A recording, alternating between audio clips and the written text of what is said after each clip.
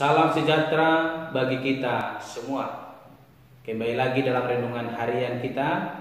Mari kita memuji Tuhan, kita katakan, tangan kuat yang memegangku.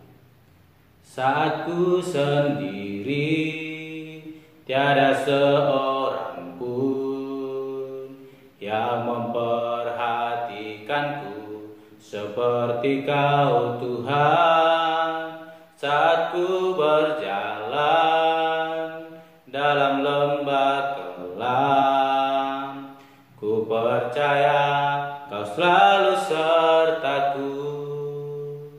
Tangan kuat yang menopangku, selalu menuntunku. Ku tak mau berjalan sendiri. Yesus, ku perlu kasih-Mu, ku perlu kuasa-Mu sampai akhir hidupku.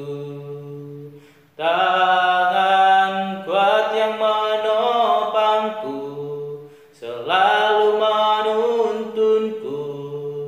Ku tak mau berjalan sendiri.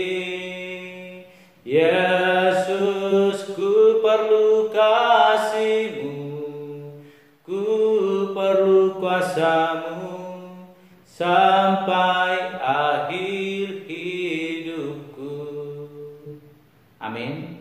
Mari Bapak Ibu kita membuka Alkitab kita dari kitab 2 Samuel pasal yang ke-17 ayat ke-15 sampai dengan yang ke-29 dengan perikop Daud ke Mahanaim. Sesudah itu berkatalah Husai kepada Zadok dan kepada Abiatar, imam-imam itu, ini dan itu dinasihatkan Ahitofel kepada Absalom dan kepada para tua-tua Israel, tetapi ini dan itu kunasihatkan. Oleh sebab itu, suruhlah dengan segera memberitahukan kepada Daud, demikian, pada malam ini janganlah bermalam di tempat-tempat penyeberangan ke padang gurun, tetapi menyeberanglah dengan segera, supaya jangan raja dan seluruh rakyat yang bersama-sama dengan dia itu ditelan habis. Yonatan dan Ahimas menunggu di En-Rogel, dan setiap kali ada seorang budak perempuan yang datang membawa kabar kepada mereka, dan mereka pun langsung memberitahu Raja Daud, sebab mereka tidak boleh dilihat memasuki kota. Tetapi seorang anak melihat mereka, lalu memberitahu Absalom. Jadi pergilah keduanya dengan segera, dan sampailah mereka ke rumah seseorang di Bahurim yang mempunyai sumur di halamannya. Maka turunlah mereka ke dalamnya. Kemudian perempuan itu mengambil kain tudungan, membentangkannya di atas mulut sumur itu, dan menaburkan butir-butir gandum di atasnya, sehingga tidak kelihatan apa-apa. Sampailah orang-orang Absalom kepada perempuan itu di rumahnya, lalu bertanya, "Di manakah Ahimaas dan Yonatan?" Jawab perempuan itu kepada mereka, "Mereka telah menyeberangi sungai itu." Kemudian mereka mencari tetapi tidak mendapatnya. Lalu pulanglah mereka ke Yerusalem. Setelah orang-orang itu pergi, keluarlah keduanya dari sumur, lalu pergi memberitahu Raja Daud. Kata mereka kepada Daud, "Bersiaplah dan seberangilah dengan segera sungai ini, sebab ini dan itu dinasihatkan Ahitofel terhadap kamu." Lalu bersiaplah Daud dan seluruh rakyat yang bersama-sama dengan dia, dan mereka menyeberangi sungai Yordan.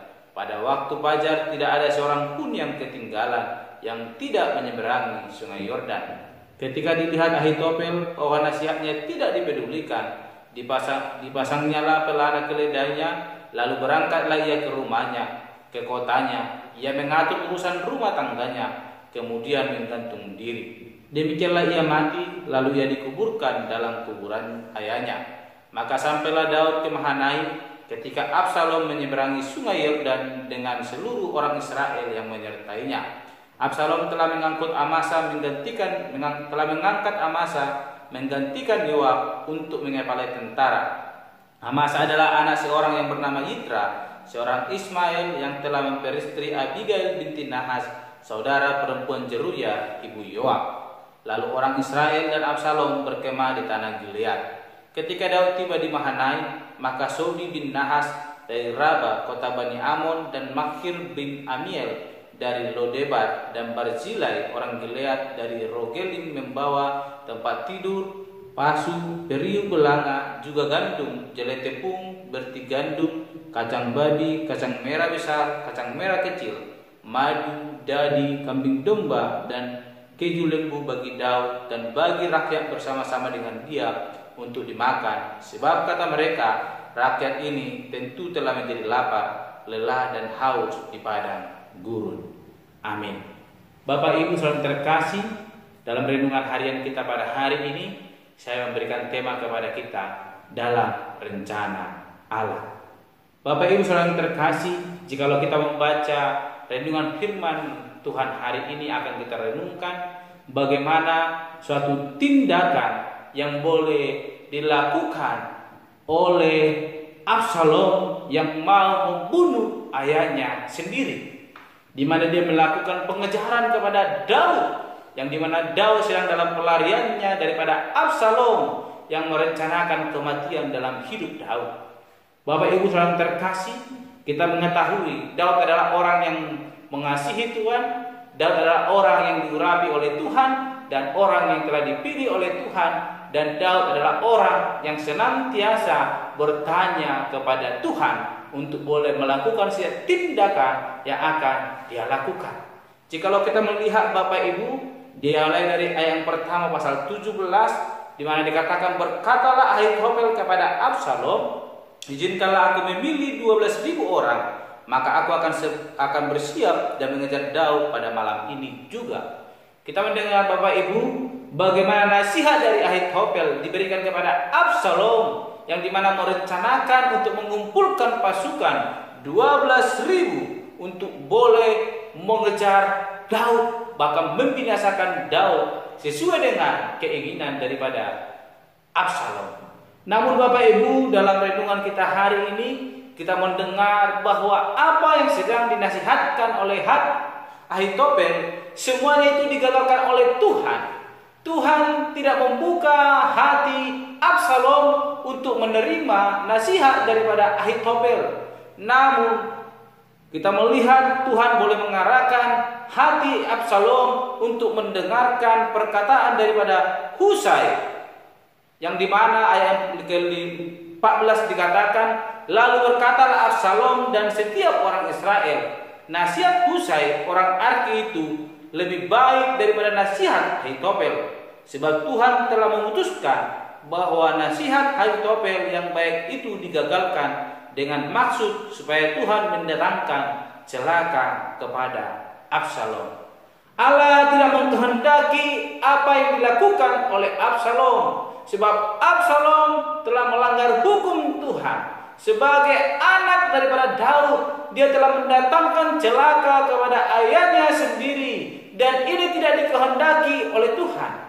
Absalom bukan dipilih oleh Allah menjadi raja, namun keinginannya yang ingin menjadi raja membutakan dirinya, membuat dia ingin membunuh ayah kandungnya sendiri, dan Allah tidak menghendaki hal demikian. Sekalipun Ahitofel adalah seorang yang berhikmat, jikalau kita membaca Bapak Ibu bagaimana dia memberikan masukan, ide-ide yang luar biasa, yang brilian kepada Absalom supaya boleh mengalahkan ayahnya Daud.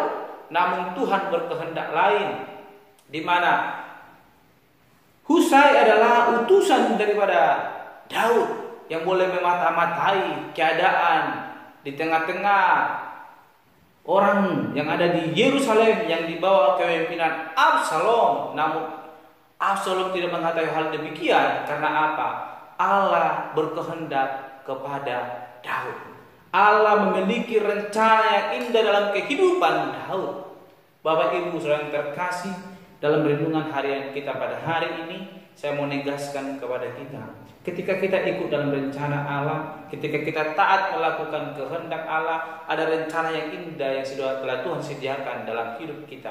Walaupun Tuhan telah walaupun orang lain telah merencanakan kejahatan dalam hidup kita, namun ketika Tuhan tidak mengizinkan hal demikian, maka itu tidak akan terjadi seperti yang dialami oleh Daud. di mana Ahitofel telah menyarankan beberapa hal yang luar biasa kepada Absalom yang akan membawa kemenangan bagi Absalom. Namun Tuhan tidak mengindahkan hal demikian.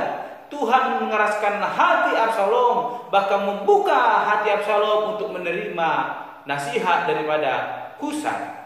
Bapak Ibu saudara terkasih, semua terjadi atas kehendak Allah. Ketika kita menyerahkan hidup kita sepenuhnya kepada Allah, berlaku bahkan bertindak sesuai dengan kehendak Allah, maka Tuhan akan bekerja dalam setiap kesulitan apapun yang kita alami. Sebagaimana yang dialami Daud, begitu sulit yang dia alami, dia harus berperang melawan anaknya sendiri, namun Tuhan menolong dia, memberikan keselamatan kepada Daud.